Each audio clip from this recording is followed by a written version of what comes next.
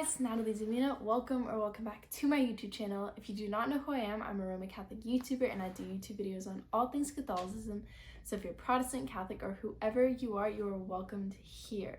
So today I'm going to be talking about all things veiling. So if you're wanting to get into veiling, or if you do veil but you've just been doing it your whole life and you have no idea what it is, this video is for you. Or if you're someone like me that has veiled before but doesn't veil all the time, this video might give you the boost to veil, or yeah, just help you learn more about this devotion if you're a man too and you just want to learn why women do this. I just thought this is a good informative video for anyone to listen to, and why I'm gonna be going over like the whys, why like people veil, and then also like what it is, and then also what you should know about veiling, and like if it's bad if you don't veil or anything like that. Just any questions with veiling, I will answer today. So the first thing is like that we should ask is why veil. So for many years, and for many women, veiling anything, let's not even talk about veiling hair, let's just talk about veiling in general.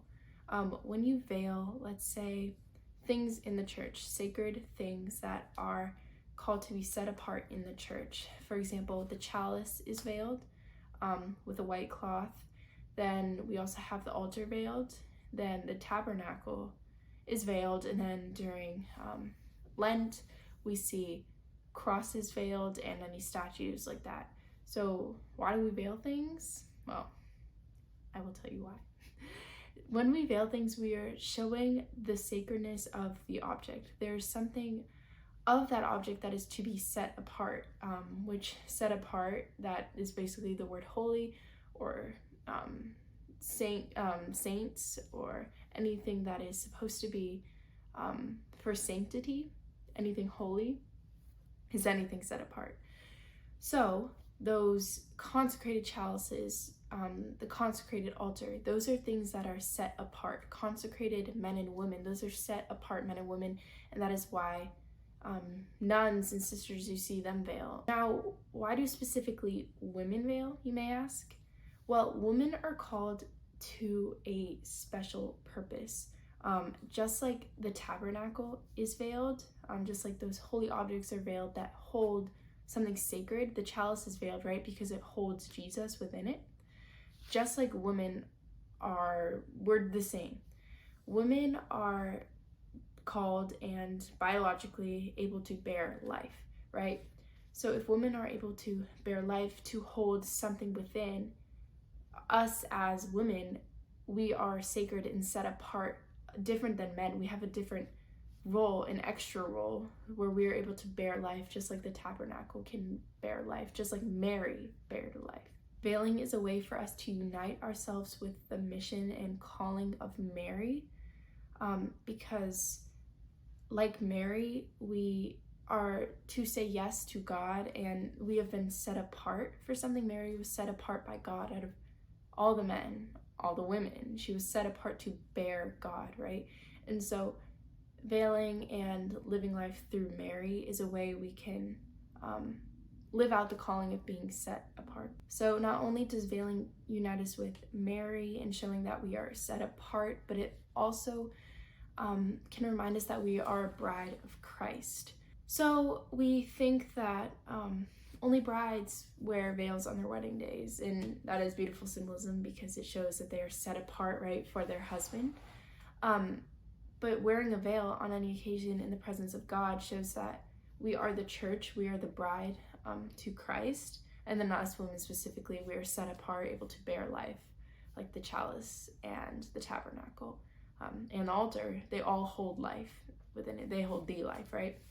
And so I think that veiling can also show, it can show first off your sacredness as just a woman, but then it also shows the sacredness of you are the bride of Christ. The veil also highlights the beauty of the woman, because in 1 Corinthians, Paul states that a woman's hair is her glory. And so to hide, not to hide because you're like ashamed of that glory, but to hide to preserve that this glory is preserved for only the special. You know what I mean? Is that if you like cover your hair, that just shows that, oh, like this is for Christ, right? Like I'm the bride of Christ, or this is for my husband, or just showing that no, when I'm with the sacred, I am also a part of that sacredness, and I am to be veiled too, because I am something so precious to God. Okay, so that's basically veiling in a nutshell, but now I just want to explain, like, is it bad if I don't veil or anything like that? So it is not bad if you don't veil. Like, you do not need to veil. There's nothing that says you need to veil, no rubric or anything. It is there if you want to. You are completely allowed to, but you don't need to. It's supposed to just be a devotion that if you feel called to this, then you should do it. Never like suppress that calling if you feel like you're called to do this. It also can help you become more humble, like this is not about me. But then also maybe you feel like you draw more attention. So just really try to decipher if it's a calling or not of yours. So yeah, there's nothing bad if you don't veil. It's not bad, but if you do, there's nothing like elitist or anything if you do veil. It doesn't really matter.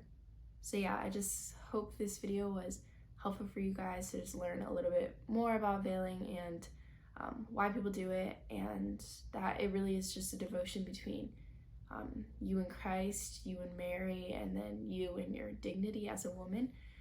So yeah, that's all I have for you guys today. Please like and subscribe this video if you haven't already, and make sure to check out my new podcast, the Soli Deo Gloria podcast. It'll be posted once a month here on my YouTube channel, and then yeah, we'll see what the future holds for that podcast. But I'm so happy and excited for you guys to watch that podcast, because yeah, I think you'll enjoy it. But anyway, guys, I love y'all so much, and so does God. Have a blessed day.